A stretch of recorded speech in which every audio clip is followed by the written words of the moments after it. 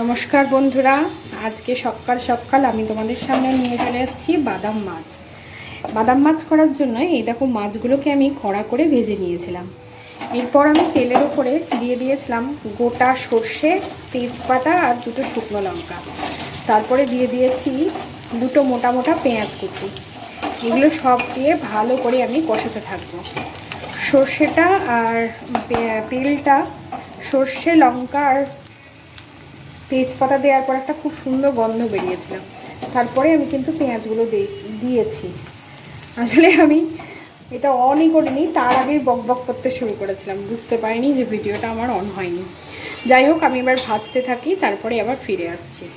এটার উপরে টমেটোগুলো দিয়ে দিয়েছি। এরপর আমি ভালোভাবে ভেজে নেব। তোমরা খুব সহজে, খুব তাড়াতাড়ি এই রান্নাটা করে নিতে পারো। বাদাম মাছ করার জন্য প্রথমে বাদামটাকে একটুখানি সটে করে নিয়ে সেটা গুঁড়ো করে নেবে। তারপরে আমি যেরকম করে দেখাচ্ছি ঠিক সেইভাবে করে নেবে। খেতে কিন্তু খুব ভালো লাগে এবং খেতে খুব ভালো হয়। প্রথমে এর মধ্যে সর্ষে ফোড়ন আর শুকনো লঙ্কা আর তেজপাতা দিয়েছিলাম। এরপর আমি পেঁয়াজ কুচি আর টমেটো কুচি দিয়ে ভালো করে ভেজে নিচ্ছি। তার আগে অবশ্যই আমাদের মাছগুলোকে ভেজে নিতে হবে। দেখো মাছগুলোকে আমি কেমন সুন্দর সুন্দর লাল লাল কড়া করে ভেজে নিয়েছি।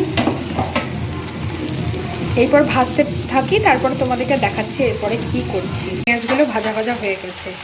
এরপরে আমি এটার ভেতরে যাতে গন্ধ ঠিক না আসে, খুব বেশি আস্তে আস্তে গন্ধ না ছাড়ে, তার জন্যে আমি একটু গোটা গরম মশলা 2-4টে দানা থেতো করে এর ভেতরে দিয়ে দিয়েছি।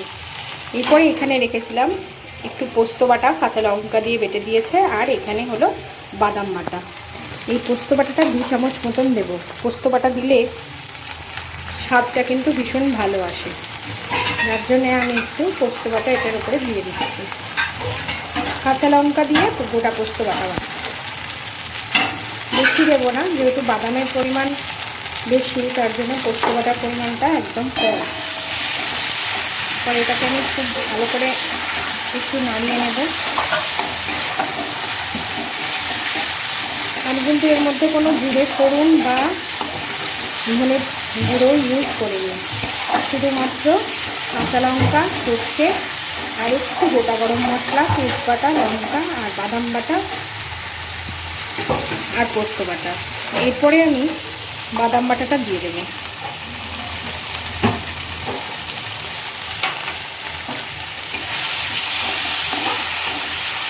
বাদাম বাটাটা দিলে কিন্তু খেতে খুব ভালো লাগে। তোমার এটা কালারের জন্য তোমরা এখানে কাশ্মীরি লঙ্কা গুঁড়ো ব্যবহার করতে পারো। বাদাম বাটা দিয়ে মাছটা খেতে খুব ভালো হয়। জল দেবো, এটাকে একটু জল দিয়ে বাটিটাকে ভালো করে এটার উপরে আরেকটু জল দিয়ে দেবো। মাছটা দেখতে রান্নাটা সাদা সাদা হলেও খেতে কিন্তু ভীষণ ভালো হয়, দুর্দান্ত হয়। আমি এটার ভেতরে এই দেখো একটু হলুদ গুঁড়ো, একটু লঙ্কা গুঁড়ো, নুন আর একটু স্বাদ মতন চিনি দিয়ে দিয়েছিলাম। 1 চামচ নয়, তারও কম। এরপর আমি এটাকে ভালো করে কষিয়ে নেব। কষানো হয়ে গেলে, ভাজা ভাজা হয়ে গেলে, তারপর সামান্য একটু জল দিয়ে আমি মাছগুলোকে ছেড়ে দেবো। আমি ভালো করে কষাতে থাকি, তারপরে আবার ফিরে আসছি। দেখো কালারটা এখনই কতটা সুন্দর কালারটা এসেছে। এটা খুব ঝোলঝোল হবে না, একটু গা মাখা মাখা হবে। তেলটা ছেড়ে দিয়েছে। এবার আমার এটা কষানো হয়ে গেছে। এই কষানোটা হয়ে গেছে মানে এবার আমি সামান্য করে একটু একটু করে জল ঢালবো। জলটা কিন্তু গরম জল ছিল। এবার জলটা আমি ঢালতে থাকবো আর মাছগুলো দিতে থাকবো। আগেই আমি বলেছি এটা কিন্তু বেশি ঝোলঝোল হবে না, একটু গা লাগা লাগা হবে। বাদাম মাছ বানানোর জন্য কিন্তু তোমরা এইসব উপকরণ ব্যবহার করলে খুব সহজেই বানিয়ে ফেলতে পারো। যদি ভাবো কেউ পেঁয়াজ দেবে না, শুধু টমেটো আর বাদাম বাটা দিয়ে করবে, তাহলেও হবে। এরপর আমি আস্তে আস্তে জল দিতে থাকবো।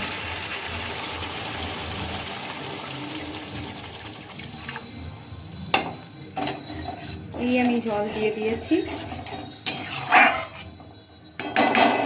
এরপর আমি ধীরে ধীরে মাছগুলো ছাড়তে থাকবো।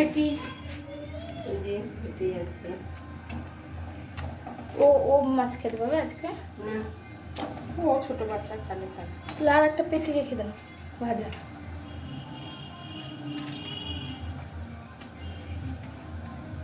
এতে আমি সামান্য পরিমাণে আরেকটু নুন মিশিয়ে যাচ্ছি। ফুটিয়ে নিয়ে নামিয়ে দেবো।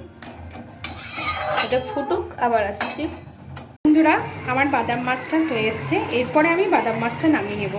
আমি আগেই বলেছিলাম খুব বেশি ঝোল হবে না, কিন্তু হালকা একটু সামান্য ঝোল না রাখলেও, রস একটু রেখেছি, না রাখলে হবে না, মাছগুলো শুকিয়ে যাবে।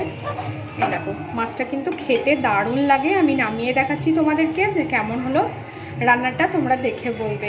আর এই পাশে প্রচণ্ড গান বাজছে, এই দেখো গানগুলো চলে আসছে, কি জানি কি হবে।